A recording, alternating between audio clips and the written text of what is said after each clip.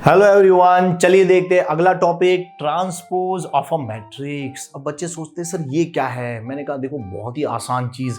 आपने कभी रो को कॉलम में कन्वर्ट किया है? नहीं किया ना, तो यहाँ वही करना है बस। हर एक रो के एलिमेंट को अगर आप कॉलम में कन्वर्ट कर दो या फिर हर एक कॉलम के एलिमेंट को अगर आप रो में कन्वर्ट कर दो तो that is nothing but a transpose of a matrix. For example कि भाई अगर A इक्वल टू मैं कोई मैट्रिक्स ले लूँ Aij of m cross n order, then its transpose is denoted by a raised to t या तो a dash। ठीक है, उसके ट्रांसपोज को a raised to t या तो a dash से डिनोट किया जाता है। और इसमें क्या हो जाएगा, यही जो एलिमेंट थे ना ये इस तरह से हो जाएंगे Aj n क्रॉस m।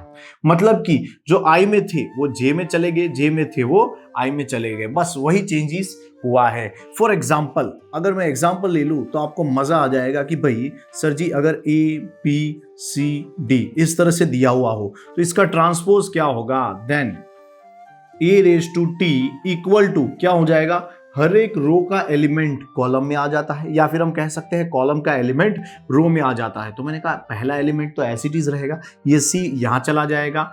ठीक है, अच्छा तो ये क्या हुआ, पहली कॉलम को हमने पहली रो बना दी यहाँ पे। फिर क्या होगा, दूसरी कॉलम को हम क्या करेंगे, दूसरी रो बना देंगे, मतलब यहाँ पे B और यहाँ पे D।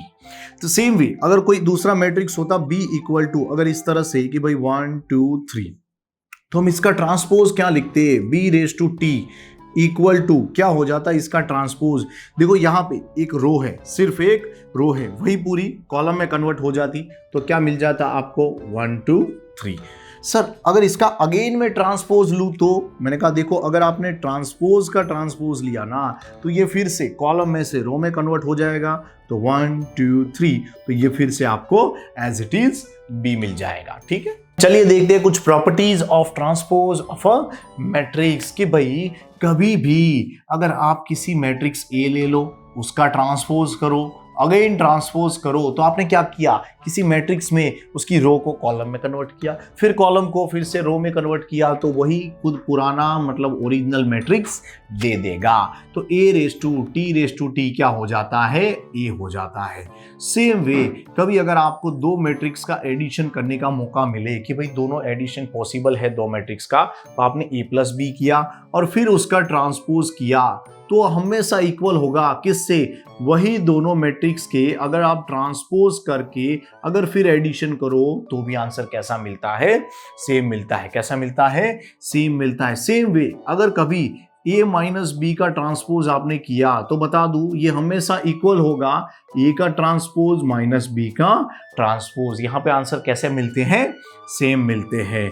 अच्छा तो बच्चे ने कहा सर हमने एक बात पढ़ी थी जो K इंटू A हो, मतलब कोई स्केलर मल्टीप्लाई में हो और फिर मैंने ट्रांसपोज किया, तो मैंने बोला कोई फर्क नहीं पड़ता, आप A का ट्रांसपोज करो और फिर उसको मल्टीप्लाई करो K से, तो भी आंसर सेम रहेगा जैसा आपने पहले किया था कि भाई K को A से मल्टीप्लाई किया फिर उसको ट्रांसपोज किया। आंसर कैसा मिलता है, हमेशा सेम मिलता है। उसके बाद मोस्ट इंपॉर्टेंट लॉ, सबसे बढ़िया और सबसे काम का लॉ है, ध्यान से, कि अगर दो मैट्रिक्स हो A एंड B, दोनों का प्रोडक्ट पॉसिबल है, तो अगर आपने उन दोनों का प्रोडक्ट किया और उसका ट्रांसपोज किया तो वो हमेशा इक्वल होगा किससे, B का ट्रांसपोज इनटू A का ट्रांसपोज। तो बच्चे ने कहा सर यहाँ तो रिवर्सल लॉ लगा। मैंने कहा हाँ यहाँ रिवर्सल लॉ लगता है कि भाई इसी की जगह अगर तीन matrix A B and C होते और तीनों का प्रोडक्ट पॉसिबल होता और आप उसका ट्रांसपोज करो तो उसका आंसर हमेशा किससे इक्वल आता, C raise to T into B raise to T into A raise to T। मतलब कि C का ट्रांसपोज इंटू B का ट्रांसपोज इंटू A का ट्रांसपोज। देखो मैं C रेज टू T बोल रहा हूँ बट एक्चुअली मतलब समझ आना, इट इज व्हाट, C का ट्रांसपोज B का ट्रांसपोज इंटू A का ट्रांसपोज। हमने क्या देखा, यहाँ ABC लिखा था तो यहाँ CBA लिख दिया। क्यों, क्योंकि ट्रांसपोज में क्या लगता है, रिवर्सल लॉ लगता है। अच्छा इसी की जगह अगर ज्यादा मैट्रिक्स होते ना तो भी उल्टा हो जाता कि भाई ABC से लेके Z तक होते तो यहाँ Z से लेके हम क्या लिखते, A तक लिखते। चलिए देखते हैं अगला topic, symmetric and skew symmetric matrix. कुछ सोचते हैं सर ये क्या है, काफी नाम भद्दे लग रहे हैं। मैंने बोला बिल्कुल सिंपल है। देखो कभी कोई मैट्रिक्स आपको ए मिल जाए और आप उसका ट्रांसपोज करो और आपको फिर से ए ही मिले, मतलब कोई चेंजेस ही ना हो, आपने रो को कॉलम में बदला फिर भी मैट्रिक्स हूबहू सेम टू सेम दिख रहा है जैसा पहले था, तो समझ लेना ऐसे मैट्रिक्स को हम क्या बुलाएंगे, सिमेट्रिक मैट्रिक्स। क्या बुलाएंगे, सिमेट्रिक मैट्रिक्स। अच्छा, तो भाई बच्चा सोचता है सर ऐसा मैट्रिक्स कैसा होता है। मैंने कहा देखो ए इक्वल टू, अगर मैं एग्जांपल ले लूं तो हमें मैं कह सकता हूं 1 2 3 4 5 6 4 5 6। अच्छा देखो अगर मैं इसका ट्रांसपोज लूं मतलब ए रेस टू टी, तो देखते हैं जरा क्या होगा। अच्छा सर ट्रांसपोज में तो कॉलम को रो में या फिर रो को कॉलम में बदला जाता है। मैंने कहा हाँ, आप कोई भी एक चेंजेस करके देखो। सपोज मैं कॉलम को रो में बदल के देखता हूं 1 4 5। अच्छा अब दूसरी कॉलम को 4 2 6 फिर 5 6 3। देखो अब ट्रांसपोज किया फिर भी वो सेम टू सेम दिख रहा है, मतलब A raise to T equal to क्या आ गया, ए आ गया। That means this is what, symmetric matrix. क्या हो जाता है वो, सिमेट्रिक मैट्रिक्स। तो तब बच्चा बोला सर तो स्क्यू सिमेट्रिक क्या होता है। मैंने बोला सिंपल, अगर आपने कभी ट्रांसपोज किया किसी मैट्रिक्स का और आपको मिल गया माइनस ए, क्या मिल गया, माइनस ए, मतलब transpose of any matrix give negative of that matrix. अच्छा सर ये कैसे होता है। मैंने बोला यार होता है, देखो जरा अगर मैं एग्जांपल ले लूं कि भाई ए इक्वल टू, अगर कभी कुछ ऐसा दिया हो 0 0 0 -1 -2 -3, यहाँ 1 2 3। अब यहाँ पे अगर मैं इसका ट्रांसपोज लेता हूं तो देखते हैं क्या होगा, A raise to T equal to क्या हो जाएगा। अच्छा ध्यान से देखना, ये कॉलम रो में जाएगी तो 0 1 2, फिर मैंने देखा -1 0 3, फिर मैंने देखा -2 -3 0। अच्छा सर यहाँ से एक काम कर सकते हैं, माइनस बाहर निकाल सकते हैं। मैंने कहा डेफिनेटली, चलिए कोशिश करते हैं। A raise to T equal to क्या होगा, अगर मैं माइनस को बाहर निकालूंगा तो अंदर क्या बचेगा, 0, यहाँ पे होगा -1 -2 -3 0 0, यहाँ से माइनस चला गया तो 1 2 3। बच्चे ने कहा सर ये तो ए जैसा आ गया। मैंने कहा देखो ये माइनस की साइन, साथ में ये कौन है, ए, मतलब A raise to T equal to क्या आ गया, माइनस ए आ गया। तो हम ऐसे मैट्रिक्स को क्या बुला सकते हैं, स्क्यू सिमेट्रिक मैट्रिक्स। चलिए देखते हैं properties of symmetric and skew symmetric matrix. तो भाई पहली प्रॉपर्टी है कि कोई ए मैट्रिक्स हो, अगर वो स्क्यू सिमेट्रिक है या फिर सिमेट्रिक है, अगर दोनों में से कोई भी एक है तो डेफिनेटली वो कैसा मैट्रिक्स होगा, स्क्वायर मैट्रिक्स होगा। कैसा होगा, स्क्वायर मैट्रिक्स। बच्चे ने कहा सर यानी कि कोई स्क्वायर मैट्रिक्स तो पहले होगा तभी वो सिमेट्रिक या स्क्यू सिमेट्रिक बनेगा। मैंने कहा डेफिनेटली वाइस वर्सा है। तो sir every square matrix is symmetric और स्क्यू सिमेट्रिक। मैंने कहा बिल्कुल नहीं, लेकिन कोई मैट्रिक्स को स्क्यू सिमेट्रिक या सिमेट्रिक बनने से पहले वो स्क्वायर तो होगा ही होगा। या फिर अगर कभी आए कि कोई सिमेट्रिक या स्क्यू सिमेट्रिक मैट्रिक्स दिया है तो हमें समझ जाना है वो स्क्वायर मैट्रिक्स तो है ही। सर कैसे, भाई बच्चा बोल रहा है सर एग्जांपल दो। मैंने कहा ठीक है, मैं पहले स्क्यू सिमेट्रिक का उठाता हूं कि कोई मैट्रिक्स ए इक्वल टू अगर ऐसा दिया हुआ हो 0 0 0 -5 -6 -7 5 6 7, तो अगर मैं उसका ट्रांसपोज करूं, अगर मैं इसका ट्रांसपोज करूं तो क्या होगा, देखो जरा 0, यहाँ -5 -6, क्या किया मैंने, रो को कॉलम में कन्वर्ट किया। फिर क्या होगा 5 0 -7, फिर क्या होगा 6 7 0। अच्छा तो मैंने कहा कि अगर ध्यान से देखो तो यहाँ से माइनस कॉमन निकल सकता है। अच्छा माइनस कॉमन निकालेंगे तो क्या होगा, देखते हैं। अगर माइनस कॉमन निकालूं तो मुझे दिखेगा यहाँ 0, यहाँ -5 -6 5 0 -7 6 7 0। क्या हुआ, जहां माइनस साइन थी बाहर चली गई, जहां नहीं थी वहां ऑपोजिट साइन आ गई। अच्छा सर यहाँ तो मुझे ये फिर से मैट्रिक्स ए जैसा ही दिख रहा है। अच्छा तो इसे मैं ए बुला सकता हूँ, यस। तो A raise to T equal to -a क्या कहता है कि भाई ये जो ए था ना ये स्क्यू सिमेट्रिक मैट्रिक्स है। बिल्कुल है। साथ में हमने देखा कि यहाँ पे ये 3/3 का है, देखो 3 रो 3 कॉलम, मतलब स्क्वायर मैट्रिक्स है। इसीलिए स्क्वायर मैट्रिक्स था, इसीलिए उसका कुछ हो सका स्क्यू सिमेट्रिक या सिमेट्रिक, या फिर हम कह सकते हैं कि ये स्क्यू सिमेट्रिक या सिमेट्रिक हो सकता है, इसीलिए ये कैसा है, स्क्वायर मैट्रिक्स है। कुछ कहेंगे सर सिमेट्रिक का एग्जांपल उठाओ। मैंने कहा ठीक है, चलिए कोई मैट्रिक्स बी उठा लेते हैं जिसमें यहाँ एलिमेंट है 1 2 3 4 5 6 4 5 6। तो अगर मैं b रेस टू टी करूँ ना तो भी मुझे यही मिलेगा 1 2 3 4 5 6 4 5 6। क्यों? क्योंकि ये देखो जरा, इसके रो को कॉलम में कन्वर्ट करने पर हमेशा वो सेम आ रहा है, मतलब b raise to T equal to क्या आ रहा है, b आ रहा है। तो मैं बोल दूंगा here b is what, symmetric matrix. ये कैसा है? सिमेट्रिक मैट्रिक्स है। साथ में हमने देखा यहाँ स्क्वायर मैट्रिक्स भी है। क्यों? क्योंकि देखो 3/3 दिया है। सर तो क्या every square matrix is symmetric या स्क्यू सिमेट्रिक? नहीं, मैंने कहा ना ये बिल्कुल नहीं होगा, लेकिन हो सकता है। ठीक है, हर बार हो ऐसा नहीं है, लेकिन कभी कभी हो सकता है। लेकिन अगर कोई मैट्रिक्स सिमेट्रिक या स्क्यू सिमेट्रिक हुआ तो डेफिनेटली वो कैसा होगा? स्क्वायर मैट्रिक्स ही होगा, तभी उसका ये काम हो सका, नहीं तो नहीं हो सकता था। चलिए देखते हैं दूसरी property of symmetric and skew symmetric matrix. दूसरी प्रॉपर्टी है for skew symmetric matrix specially कि भाई कोई matrix A equal to AIJ है, कोई matrix A equal to AIJ है, ठीक, कोई भी मैट्रिक्स है। If it is skew symmetric matrix, if it is skew symmetric matrix, then it's all diagonal elements are equal to 0। उसके सारे diagonal के एलिमेंट क्या होते हैं? 0 होते हैं। कुछ सोच रहे हैं सर ये तो हर बार हम देख ही रहे थे, लेकिन उसे प्रूफ कैसे करेंगे? मैंने कहा चलिए देख लेते हैं, क्योंकि ये एक इंपॉर्टेंट क्वेश्चन है जो एक बार बोर्ड में भी पूछा जा चुका है कि भाई स्क्यू सिमेट्रिक मैट्रिक्स के सारे डायगोनल एलिमेंट 0 क्यों होते हैं। मैंने कहा देखो, स्क्यू सिमेट्रिक मैट्रिक्स बोलता है a raise to T equal to minus है। मैंने कहा डेफिनेटली। अच्छा सोचो a रेस टू टी मतलब क्या? मैंने बोला इसका ट्रांसपोज कर दो, मतलब AJI।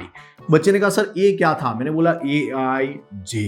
अब देखो डायगोनल एलिमेंट की बात कर रहे थे, डायगोनल एलिमेंट हर कोई जानता है A11 A22 A33 इसी तरह के होते हैं। मतलब कि यहाँ number of rows and number of column, मतलब जो भी नंबर की row and number of column का एलिमेंट है वो इक्वल होता है। अच्छा, यहाँ पे जिस नंबर की रो होगी उसी नंबर की कॉलम होगी? बच्चे ने कहा हाँ, मतलब यहाँ पे INJ इक्वल होंगे तो मैं यहाँ पे AII equal to minus AII ऐसे बुला सकता हूँ कि दोनों यहाँ पे हमेशा इक्वल होंगे, because we are dealing with only diagonal element. ठीक है, तो ये इधर गया तो क्या हो जाएगा? प्लस हो जाएगा, तो ट्वाइस AII इक्वल टू 0। सोचो 2 डिवाइड में गया तो क्या हो जाएगा? AII equal to 0।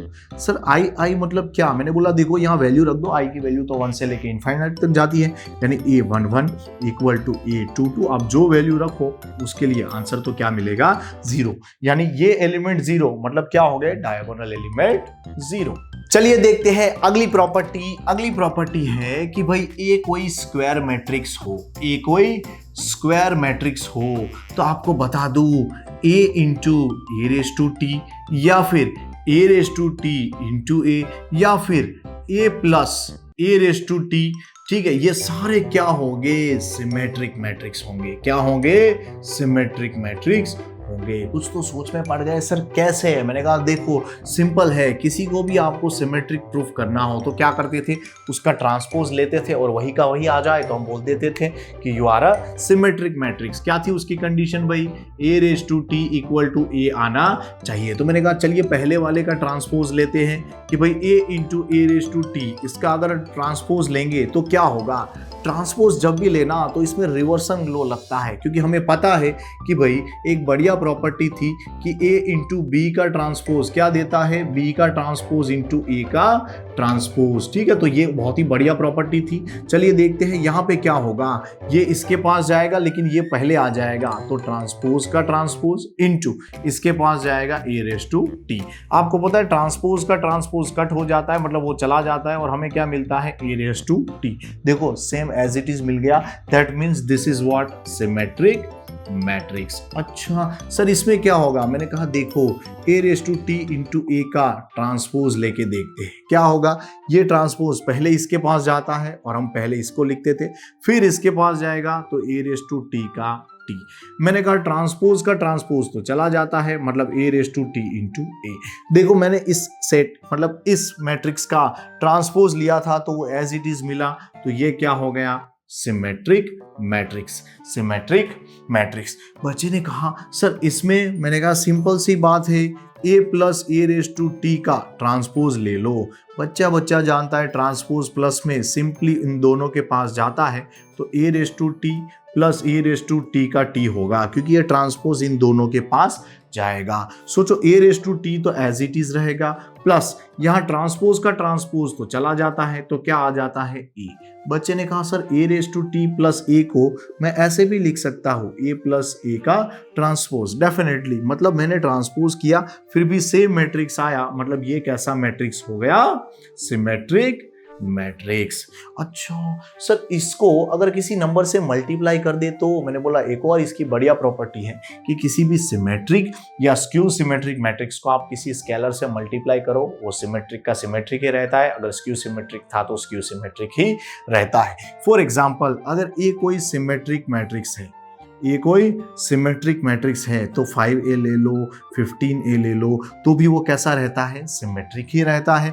अगर b कोई स्क्यू सिमेट्रिक मैट्रिक्स है तो आप 5b ले लो 15b ले लो तो भी वो कैसा रहता है, स्क्यू सिमेट्रिक मैट्रिक्स ही रहता है। तो चलिए देखते हैं अगली प्रॉपर्टी कि भाई ए अगर कोई स्क्वायर मैट्रिक्स हो, ए कोई स्क्वायर मैट्रिक्स हो तो आपको बता दूं A minus A raise to T कैसा होगा, हमेशा स्क्यू सिमेट्रिक मैट्रिक्स ही होगा। कुछ कहते हैं सर कैसे, मैंने कहा स्क्यू सिमेट्रिक मैट्रिक्स की प्रॉपर्टी याद करो, A raise to T equal to minus A हो जाए तो हमारा काम बन जाता है। तो चलिए कोशिश करते हैं यहाँ पे क्या होगा, a minus A raise to T का ट्रांसपोज लेके देखते हैं।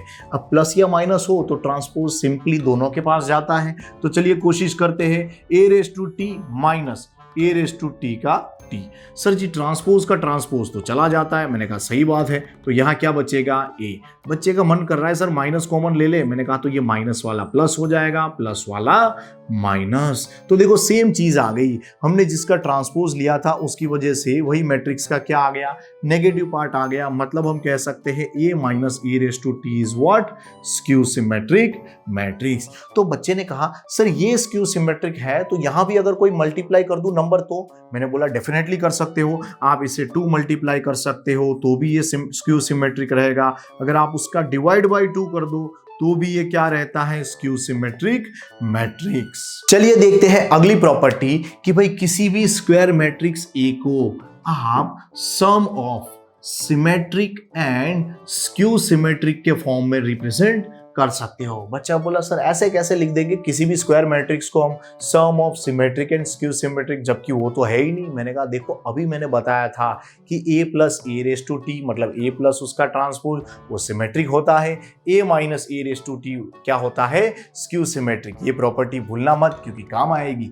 चलिए देखते हैं कैसे कि भाई a को मैं ऐसे लिख सकता हूं कि a equal to A, definitely. बच्चे ने कहा सर ये पूरा a है, क्यों ना उसे आधा कर दे, मतलब हाफ a प्लस हाफ है। मैंने कहा सही बात है चलो, तो मैंने कहा यार इसे 2 ऐसे ही लिख दे और तू इस a प्लस a को इस तरह से लिखता रहे। तो बच्चे ने कहा सर आपने ट्रांसपोज की बात ही नहीं की। मैंने कहा चल कर देते हैं, plus A raise to T minus A raise to T. बच्चा बोल रहा है सर क्यों कर रहे हैं, मैंने कहा देखो अभी आपके सामने इस प्रॉपर्टी का प्रूफ आ जाएगा। क्यों, क्योंकि भी अगर मैं इस 2 को दोनों को सेपरेट दूं तो ये हाफ बन जाएगा यहाँ पे। बच्चे ने कहा सर यहाँ जाएगा तो भी हाफ बन जाएगा। अच्छा ध्यान से देखो ये कौन है, ये है सिमेट्रिक मैट्रिक्स, ये कौन है, स्क्यू सिमेट्रिक। क्योंकि मैंने कहा ही था a plus A raise to T क्या होता है, symmetric, a minus A raise to T क्या होता है, स्क्यू सिमेट्रिक। तो आपने किसी भी मैट्रिक्स a को sum of symmetric plus skew symmetric के फॉर्म में रिप्रेजेंट कर दिया, हैंस प्रूव्ड। चलिए देखते हैं अगली प्रॉपर्टी कि भाई अगर कोई हो सिमेट्रिक मैट्रिक्स, अगर कोई a सिमेट्रिक मैट्रिक्स हो तो a रेस टू n जहां पे n कोई भी नेचुरल नंबर हो सकता है, मतलब पॉजिटिव इंटीजर, तो a रेस टू n भी क्या होगा, सिमेट्रिक मैट्रिक्स ही होगा। कि भाई a अगर सिमेट्रिक मैट्रिक्स होना तो आप उसकी कोई भी पावर ले लो, a ले लो, a स्क्वायर ले लो, a क्यूब ले लो, a रेस टू 4 ले लो, वो हमेशा सिमेट्रिक मैट्रिक्स ही बनेगा। लेकिन मजेदार बात तो तब आती है जब a कोई स्क्यू सिमेट्रिक मैट्रिक्स हो। अगर a स्क्यू सिमेट्रिक मैट्रिक्स हो तो आपको बता दूं a रेस टू n में अगर n नेचुरल नंबर हो तो 2 बातें हो जाती है। कितनी बातें, 2 बातें, कि n इक्वल टू ऑड है या n इक्वल टू इवन है। अगर n इक्वल टू ऑड है तो आपको बता दूं कि ये जो a है ना ये कैसा रहेगा, मतलब a रेस टू n क्या होगा, स्क्यू सिमेट्रिक मैट्रिक्स। जबकि अगर n इक्वल टू इवन है ना तो a रेस टू n क्या हो जाएगा, सिमेट्रिक मैट्रिक्स। क्या हो जाएगा, सिमेट्रिक मैट्रिक्स। बच्चा तो चौंक गया, सर ए एक्चुअली स्क्यू सिमेट्रिक था। मैंने कहा फिर भी जब पावर इवन नंबर होना तो ए रेस टू एन क्या हो जाता है, सिमेट्रिक मैट्रिक्स। क्या हो जाता है, सिमेट्रिक मैट्रिक्स। एक और बढ़िया बात है कि भाई कोई मैट्रिक्स ऐसा भी होता है जो सिमेट्रिक भी हो, स्क्यू सिमेट्रिक भी हो। बच्चा तो चौंक गया, सर कौन सा वाला। मैंने बोला अपना प्यारा नल मैट्रिक्स, अपना प्यारा नल मैट्रिक्स। आप इसे सिमेट्रिक भी कह सकते हो, स्क्यू सिमेट्रिक भी कह सकते हो। Thank you.